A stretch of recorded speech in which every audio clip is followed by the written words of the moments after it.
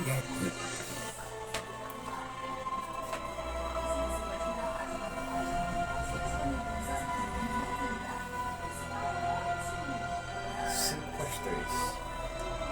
nome do Pai, do Filho e do Espírito Santo.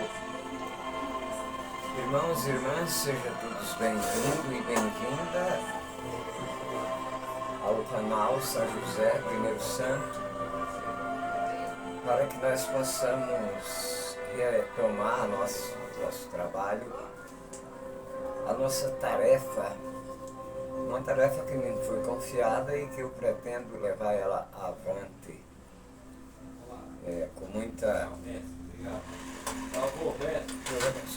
Com muito amor e com muita segurança, né? Porque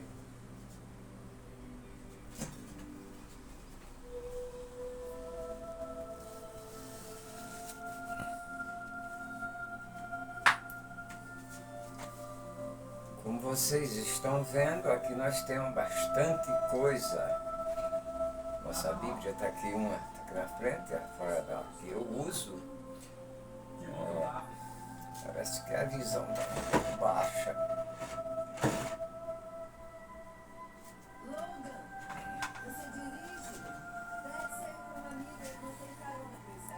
Abaixa mais.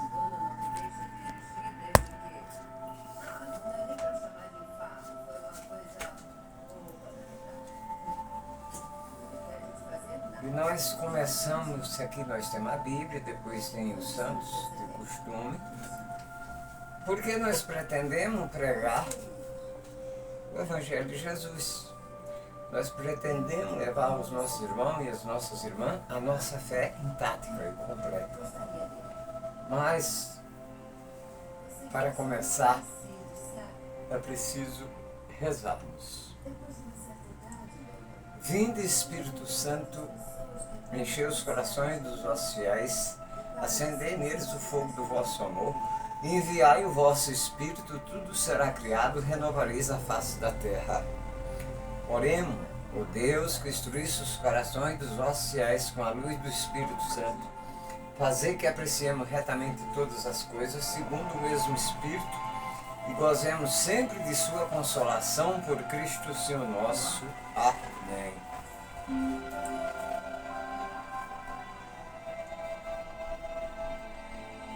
Me chamaste para caminhar na vida contigo, decidi para sempre seguir-te e não voltar atrás. Me impusesse uma brasa no peito e uma flecha na alma. É difícil agora viver sem lembrar-me de ti. Te amarei, Senhor. Te amarei, Senhor, eu só encontro a paz e a alegria bem perto de ti.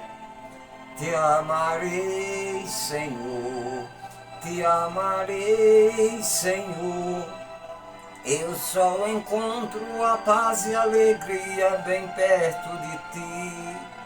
Eu pensei muitas vezes em calar e não dar nem resposta.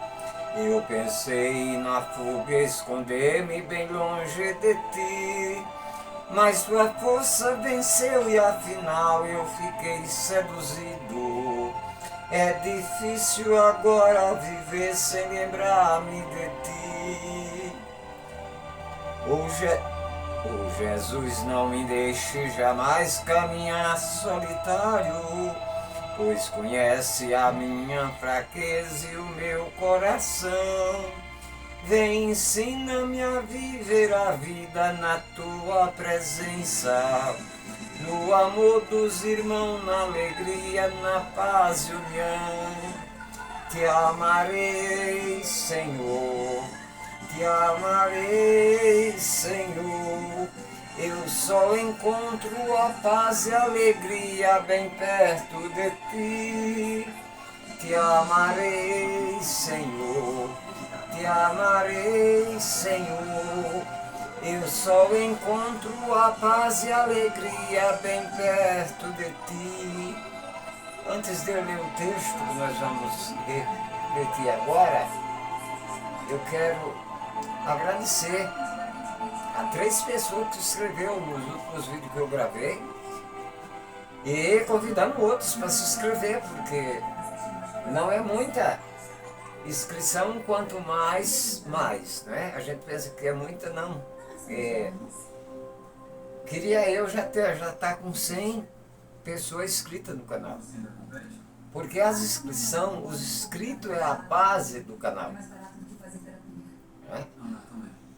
Tudo o canal, tudo que é feito no canal, qualquer gesto faz o canal crescer, faz o canal ganhar vida na plataforma. Partilha, curtição, visualização.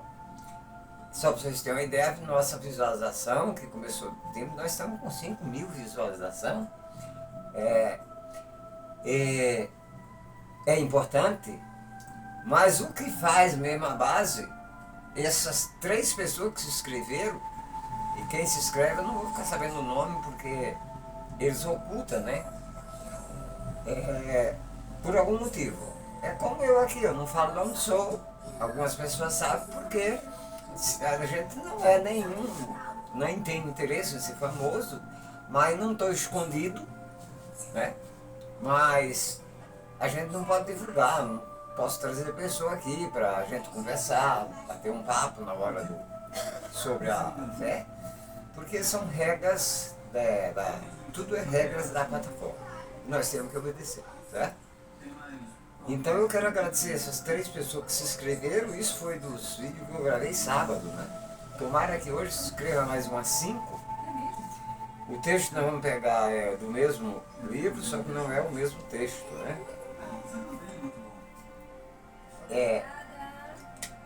Presta atenção na leitura para depois vocês verem como que o ser humano não muda muito. Né? É Marcos capítulo 3, versículo de 1 a 7. Jesus entrou de novo na sinagoga, havia aí um homem com a mão paralítica e ficaram olhando para ver se Jesus ia curá-lo em dia de sábado. Assim poderia acusá-la. Jesus disse ao homem da mão paralítica: levanta-te, vem aqui para o meio. Ele perguntou: é permitido no sábado fazer o bem ou fazer o mal? Salvar uma vida ou matá-lo? Eles nada responderam. Então Jesus lançou um olhar indignado e com tristeza por causa da dureza de coração deles. Jesus disse ao homem: estende a sua mão, e ele estendeu a mão e ficou curado. Logo saíram os fariseus, começaram a consultar os eruditas sobre Jesus para encontrá-lo a um modo de matá-lo. Jesus retirou com seus discípulos para a beira-mar. Mas eu garanto que o texto é extenso. O texto é extenso. Mas o que ficou naquele momento, o que fica toda hora que se lê esse texto, é somente a cura da mão do homem. Né? Então diz, porque no outro texto fala que Jesus vinha numa sinagoga. Né? Então aqui diz, é uma sequência. Jesus entrou de novo na sinagoga. E ao entrar lá, ele percebeu um homem que era paralítico de uma mão. Veja só que pessoas dessa natureza nunca estão felizes. E toda a multidão ficava olhando para ele. Ver se ele ia curar o homem, que era dia de sábado, não podia. Então Jesus faz uma pergunta audaciosa a eles. É permitido fazer o bem no sábado ou o mal? É permitido salvar uma vida ou matá-lo? Eles nada responderam.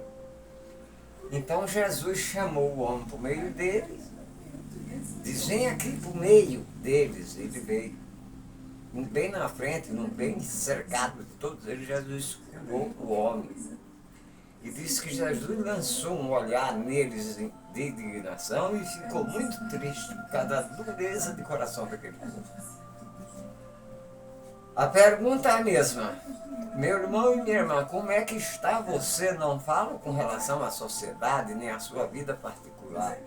Como é que está você com relação a Deus e a sua salvação? Porque aqui no texto tem muitos lugares que o que se propaga é isso. Jesus curou a mão do homem, mas foi o mais importante que o Senhor fez ali. O mais importante foi o esforço que ele fez.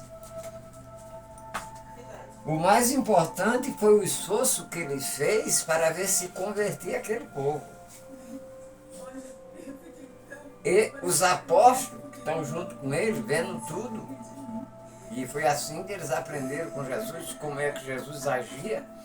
Quando faltou Jesus, eles sabiam como agir. Já sabia que o meio que aquele povo não aceitava coisas benéficas, porque eles não estavam fazendo nada benéfico. Eu já falei aqui uma vez, outrora o judaísmo não era religião e aquele povo não tinha religião, eles eram donos de Deus, eles tinham posse de Deus. Então eram 3 coisas que eles adoravam. Falava em Deus, mas era 3. O templo, que foi feito por Jesus de Salomão, então antes não tinha templo, era só uma tenda, né, no meio do mato. O templo, terra e Deus. Essa era a fé deles. Mas era verdadeiro, então não tinha religião. Mas faltando 35 a 40 anos antes, e também só existia o sacerdote e o sumo sacerdote no templo. Os outros iam lá para fazer sacrifícios, para eles fazer sacrifício, e eles viviam daquilo. Mas uns 30 a 40 anos antes de Jesus, então foi formado uma classe do que não presta misturado com o que é ruim. Então eles se não bastasse o sacerdote e o sumo sacerdote, que eram fingidos e maléficos, eles juntaram os saduceus, os doutores da lei, os fariseus, porque nem todo fariseu era doutor da lei, nem todo doutor da lei era fariseu, né? Os fariseus eram uma espécie de crença, porque os saduceus acreditavam na ressurreição, eram ricos, mas acreditavam. E os outros eram pobres, não eram ricos. Os doutores da lei eram uma classe de pequenos empresários, ou padeiros, sapateiros, eram pessoas importantes. E alguns eram ricos, mas eram ricos que roubavam. Mas o que fica nesse texto, o que marca, só acreditando no nome, não. Quando termina, eles que não querem, os eruditas são alguém que entra ali sem eles querer, mas agora eles se juntam e vão consultar os adeptos de Herodes sobre como achar um jeito para matar Jesus. Agora é importante eles terem avisado, com que eles não tinham outrora, né? O que fica a vontade do Senhor converter aquele povo, que eles não eram convertidos, se achavam, se sentiam importante, mas não era convertido. E é onde o Senhor lança, diz aqui que o Senhor lança um olhar indignado para eles e com muita tristeza, porque foi justamente o que ele veio fazer. Em primeiro lugar, quando ele enviou os apóstolos, os 70, ele diz: vão somente à casa, as ovelhas perdidas da casa de Israel. Então o primeiro povo, na preferência dele, era aquele povo, e eles não quiseram. Então ele opinou para os que queria. Ele opinou para os que tinham facilidade e necessidade de Deus. E aquele povo, eles tinham posse de Deus, as outras pessoas não iam para o meio deles. Para ir tinha que fazer uma porção de coisa, era uma porção de capricho que tinha que fazer. Era praticamente virado escravo deles para então ir para o meio, porque se não fosse do meio deles, estranho, eles não queriam. E Jesus saiu pegando todos que quisesse e acreditasse. Curou a filha de um centurião, de um empresário romano, curou o filho do empregado de um centurião romano importantíssimo. E aí, se nós seguirmos para frente, nós vamos ver que isso aconteceu bastante. E todas essas pessoas que Jesus pegou, acolheu Mateus, que era desprezado de todo e de todos. Zaqueu não era gente. E era do meio deles, mas porque era chefe de cobradores de imposto, era desprezado. Acolheu Maria Madalena, que na história se tem, Maria Madalena era uma prostituta. Não, nunca foi. Maria Madalena era uma moça muito bonita, muito linda, muito rica, que casou com um infeliz desajeitado, maletoso, e casou justamente porque o pai tinha pressa de casar ela, que era uma ocupação dos pais. E ninguém sabia que Madalena era moça estudada e conhecia a Sagrada Escritura, porque só quem sabia era Lázaro, que era primo dela, e ensinou a ela e mais ninguém. Mas o que se conhece de Maria Madalena é que ela era prostituta. Nunca foi. Ela foi prostituída. O ex-marido dela, junto com Herodíade, mulher de Herodes, realmente fizeram isso com ela. Pegaram e levaram para um prostíbulo que pertencia, na verdade, à rainha de Herodes, que mais tarde também perdeu tudo e não se sabe nem como ela morreu, porque o próprio Herodes desprezou ela. E nesse prostíbulo, as mulheres que incomodavam ela, mandavam para lá. E o dono do prostíbulo não era empregado dela. Então judiava, fazia o que ele quisesse com as mulheres, que era levado para lá, as meninas, e aconteceu com Maria Madalena isso. Mas a história para de uma hora de tempo. Então Maria Madalena nunca foi prostituta, ela foi prostituída. E quando Jesus tocou ela, realmente ela estava numa situação, como foi contra a vontade, ela não parecia mais gente, né? Ela estava num penhasco para se matar. E se fosse outra pessoa, ela tinha se jogado. Jesus conseguiu trazer, mas levou tempo para curar Maria Madalena. E aqui o que fica na nossa cabeça, o que fica esse texto, o que fica é a cura daquele homem da mão seca. Não foi o mal feito que o Senhor fez ali. Ele fez muito mais. Ele queria mesmo era converter tudo aquele povo. Ele queria mesmo que os discípulos aprendessem com ele como lidar com gente. E que o amor por uma pessoa é mais importante do que por 1000 cabeças de boi ou por 300 animais. Não quer dizer que os animais não precisam de cuidado. Mas tem gente que se apega a um animal e ele mata qualquer um por causa daquilo. Isso não é cristianismo. Isso não é amor. Curar era uma das coisas que Jesus mais fazia, porque a doença naquela época era o que não faltava. Mas era a intenção dele? Não. Não pense que eu vim condenar o mundo, eu não vim salvar. Está no capítulo 3 do livro de São João. Não vim condenar o mundo, vim salvá-la. E aqui ele usa a expressão mundo mesmo. Quer dizer, todo mundo, ele veio salvar todo mundo. Mas como tudo tem regra, e ele não conseguiu. Mas todos aqueles que se arrependem e se batizam, e é claro que vivencia, porque não é somente ir lá se batizar e depois ir voltar para a vida que vivia e achar que o batismo vai salvar ele. Não. Mas tem muita gente que vai para o inferno com batismo, com todos os sacramentos que a igreja concedeu. Até o ano 2000 a igreja tinha certeza absoluta, até o ano 2000 de agora, a igreja tinha certeza absoluta que quem recebeu o sacramento do batismo, o sacramento da crisma e da Eucaristia estava salvo. Agora você imagina que tristeza, anos e anos a igreja acreditando nisso. Aí descobre que não estão. Mas Bento XVI deu uma aliviada, porque foram conversar com ele e pedir para dar comunhão para umas pessoas da igreja que não eram casados, mas que davam grandes exemplos. Ele falou, não pode. Não pode. Mas eles são pessoas que se separaram, porque não deu, arrumaram, trabalham na igreja. Não, ele falou, não pode.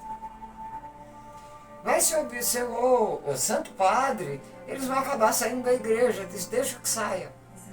Eles não vão sair por causa da comunhão. Aí o pessoal assustou. Como não? Para onde eles vão não tem comunhão. O Papa tem razão ou não tem? Para onde eles vão não tem comunhão. Então eles não estão saindo por causa da comunhão.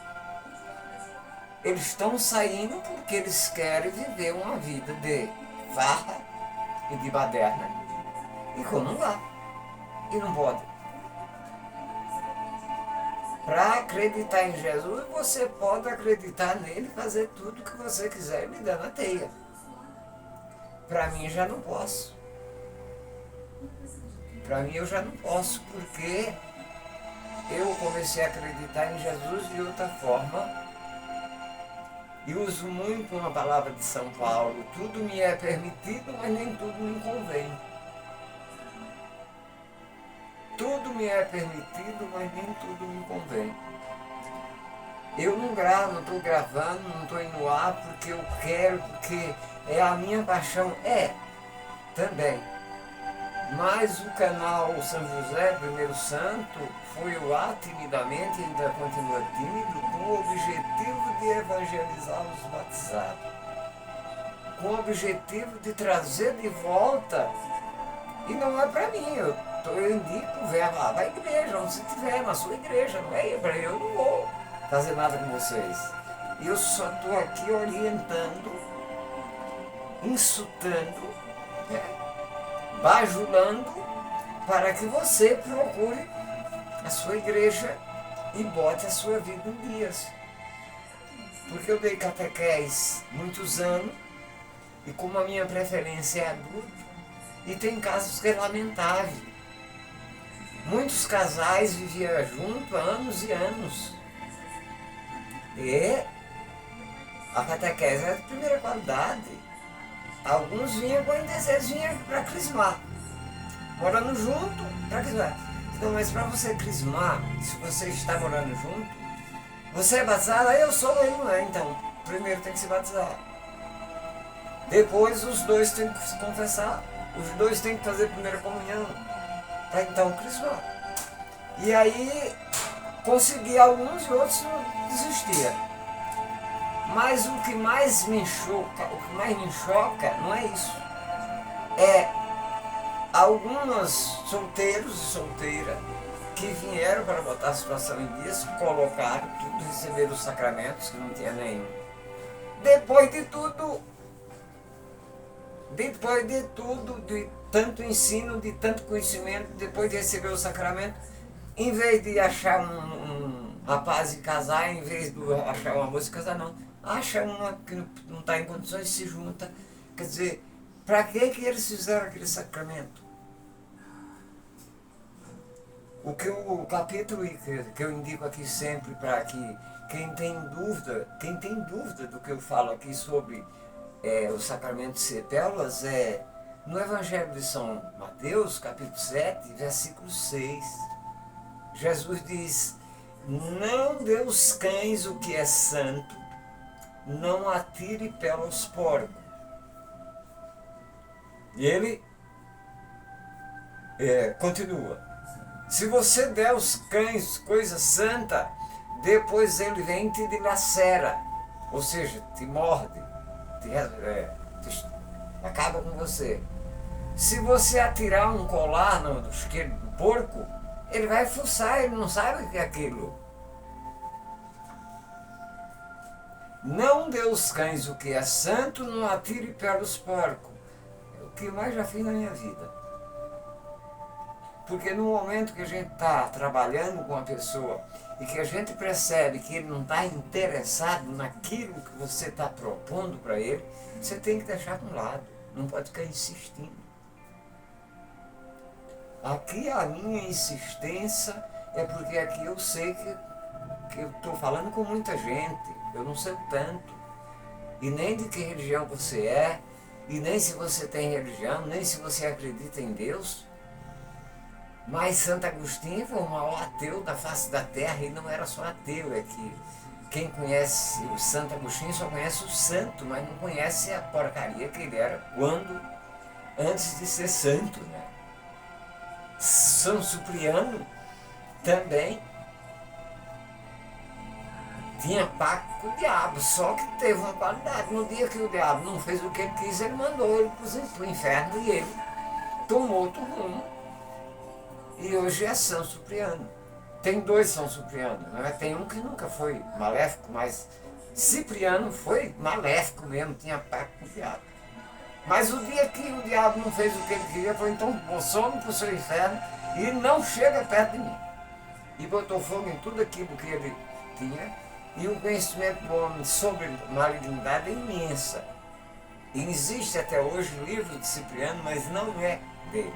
Foi empresas ou pessoas que pegaram ou tinham conhecimento que alguém tinha algum escondido e fizeram e venderam, fizeram tiragem e venderam. Mas Cipriano botou fogo antes de morrer em todos os dele e foi martirizado, por isso é santo. Então, o que fica do texto aqui? Só a cura da mão do homem? Reze comigo. Pai nosso que está no céu, santificado seja o vosso nome, venha a nós o vosso reino, seja feita a vossa vontade, assim na terra como no céu. O pão nosso de cada dia nos dai hoje, perdoai as nossas ofensas, assim como nós perdoamos a quem nos tem ofendido. Não deixeis cair em tentação, mas livrai-nos do mal. Amém. Salve, Rainha, Mãe de Misericórdia, vida, doçura, esperança nossa, salve. A vós, brandando nos degredados, viviera, a vós, esperando, gemendo, chorando, desvalado. E apóstolo pela advogada nossa, se vosso lado misericordioso nos ouvei, depois destes termos mostrai Jesus, bendito é o fruto do vosso ventre. Ô clemente e piedosa do Santo de Maria, rogai por nós, Santa Mãe de Deus, para que sejamos dignos das promessas de Cristo. Eu quero agradecer a todos vocês, do fundo do meu coração, de corpo e alma, porque o Senhor me colocou aqui para isso, para conquistar pessoas, não para mim. Eu não tenho o que fazer com ninguém, conquistar para ele sabe o que fazer. E eu tenho muita consciência dessa minha tarefa. Inclusive esses dias, hoje eu estou melhor um pouquinho, sábado, enquanto eu gravava, não falava, estava nem em condições de gravar, não estou bem de saúde. Mas a vontade e a disposição daquilo que eu conheço que é bom, Jesus é bom, Jesus é ótimo, nós não temos nada melhor, ninguém melhor, nem na face da terra e nem no céu, do que Jesus deu a vida dele para nos salvar. A vida santa pela vida dos miseráveis, e os miseráveis até hoje tripudia e faz escândalo. Uma das coisas que mais Jesus teve antipatia e tem é escândalo. E tem gente que faz questão de tripudiar em cima disso. E ele diz, ai daquele que escandaliza um desses meus pequeninos. Seria melhor ele colocar uma pedra de moinho no pescoço e se atirar do mar.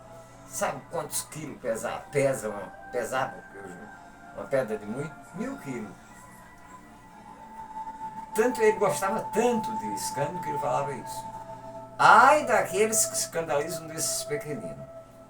Melhor seria ele pegar uma pedra de moinho e se atirar no mar. Ave Maria, cheia de graça, o Senhor é convosco, bendito sois vós entre as mulheres, bendito é o fruto do vosso ventre, Jesus.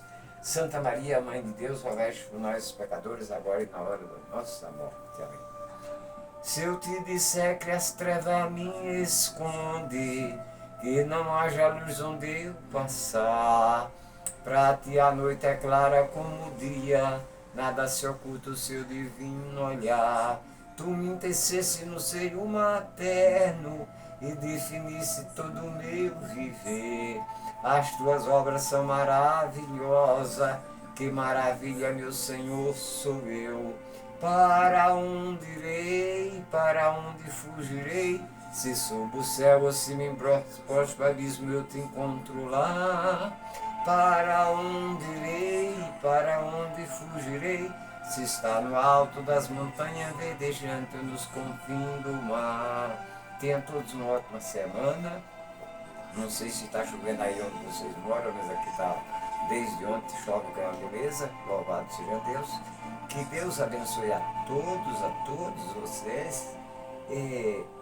Mantenha, vá na sua igreja, acho que você ainda acha uma vasilha com água benta na sua casa, para os momentos de dificuldade você próprio ungir. Eu já ungi o ambiente aqui antes de eu começar, porque a coisa não é brincadeira, né? Louvado seja o nome do nosso Senhor Jesus Cristo, para sempre seja louvado. Que a paz de Jesus esteja com todos os que esse canal tiver alcance. Em nome do Pai, do Filho e do Espírito Santo. Amém.